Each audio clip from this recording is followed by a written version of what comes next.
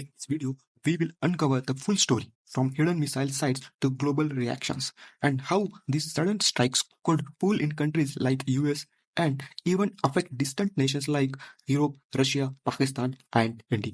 In the heart of the Middle East, a long braving storm has finally erupted. On June 13, 2025, Israel carried out large-scale military operations targeting multiple nuclear and military facilities inside Iran. This sudden and bold move has shocked the international community and reignited fears of full-scale war in the region.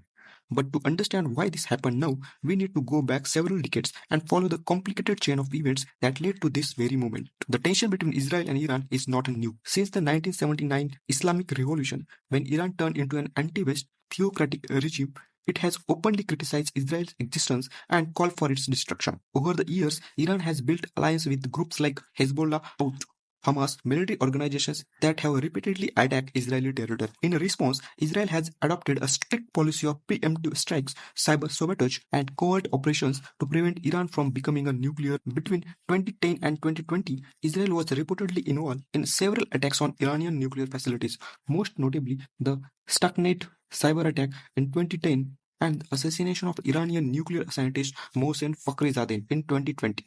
These actions kept Iran's nuclear ambition in check but didn't stop them entirely. Fast forward to 2023 and 2024, the tension started boiling again. In October 2023, the famous 7 October events must launch a brutal and unexpected attack on Israel, leading to one of the bloodiest conflicts in the recent times. Iran did not participate directly, but openly supported Hamas and supplied weapons and funding to various proxy groups in the region. By early 2020, Israeli intelligence reported significant movement in the Iran's nuclear program. According to the international agencies, Iran had started enriching uranium to levels dangerously close to what is needed to build a nuclear bomb. Diplomatic talks between Iran and Western nations, including United States, were moving slowly with no real breakthrough. Meanwhile, Iranian military leaders were seen visiting underground facilities and missile sites, causing alarm in Tel Aviv. Then came the final straw.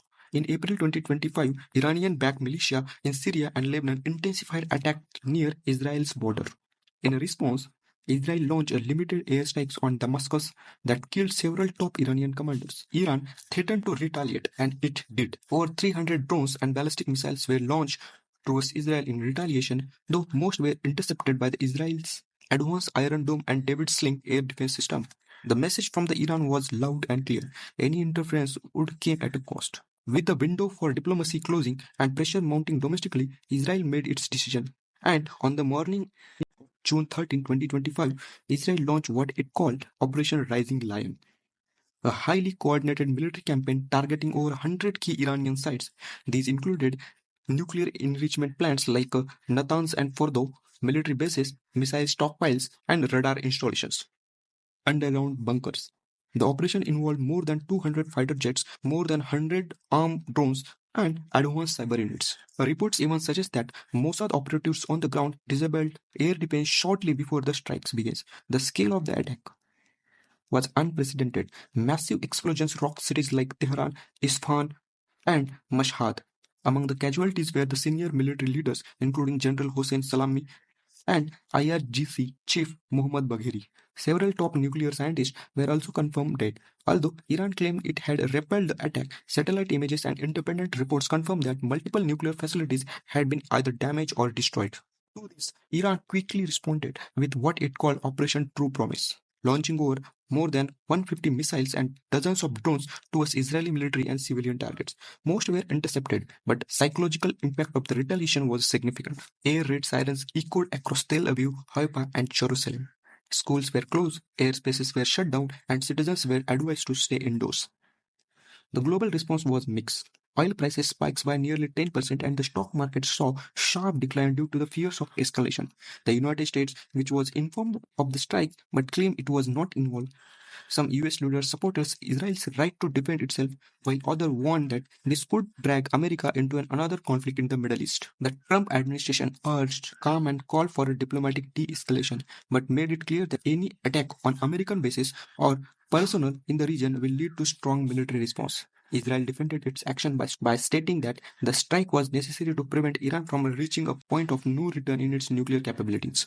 Prime Minister Benjamin Netanyahu called it a defensive action in the interest of regional and global peace. Iran, on the other hand, labeled the attack as an act of war, accused Israel of violating international laws. Iranian state media vowed revenge, and Supreme Leader Ayatollah Khamenei warned that this would not be the end. So, why this matter to the countries like America, Canada, Pakistan, India, or the broader international community? Iran's nuclear program and this conflict pose multiple threats beyond just the Middle East. The countries which depend heavily on oil imports from the Gulf, any instability in the region could lead to skyrocketing the oil prices, disrupted trade routes, and potential security risk from the radicalized groups. For Israel, the threat is existential. This is about survival. And for the world at large, this could be the spark that ignite a much wider, more dangerous war.